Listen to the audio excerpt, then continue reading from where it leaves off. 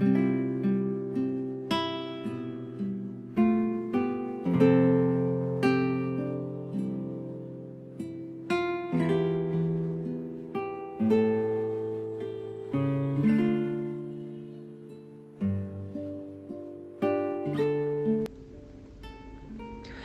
mabuting balita ng Panginoon ayon kay San Marcos. Noong panahong iyon, nang paalis na si Jesus, ay may isang lalaking patakbong lumapit. Lumuhod sa harapan niya at nagtanong, "Mabuting guro, ano po ang dapat kong gawin upang magkamit ng buhay na walang hanggan?" Sumagot si Jesus, "Bakit mo ako tinatawag na mabuti?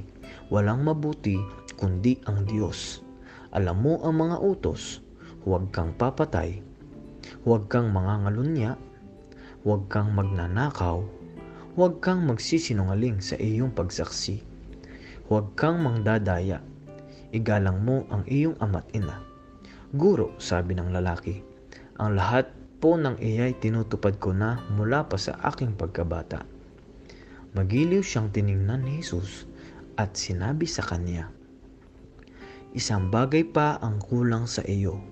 Humayo ka, ipagbili mo ang iyong ari-arian at ipamigay sa mga dukha ang pinagbilhan, at magkakaroon ka ng kayamanan sa langit.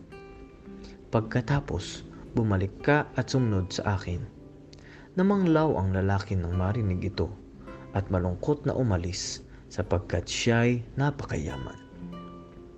Tiningnan ni Jesus ang mga nasa paligid niya at sinabi sa kanyang mga alagad, "Napakahirap mapabilang ang mayayaman sa mga pinaghaharian ng Diyos." Nagtaka ang mga alagad sa pananalitang ito. Muling sinabi ni Jesus, "Mga anak, talagang napakahirap mapabilang sa mga pinaghaharian ng Diyos. Madali pang makaraan ang kamelyo sa butas ng karayom kaysa pasakop sa paghahari ng Diyos ang isang mayaman." Lalong nagtaka ang mga alagad, kaya't sila'y nagtanungan, kung gayo'y sino ang maliligtas? Tinitigan sila ni Jesus at sinabi sa kanila, "Hindi ito magagawa ng tao, ngunit hindi ito mahirap sa Diyos. Magagawa ng Diyos ang lahat ng bagay." Ang mabuting balita ng Panginoon.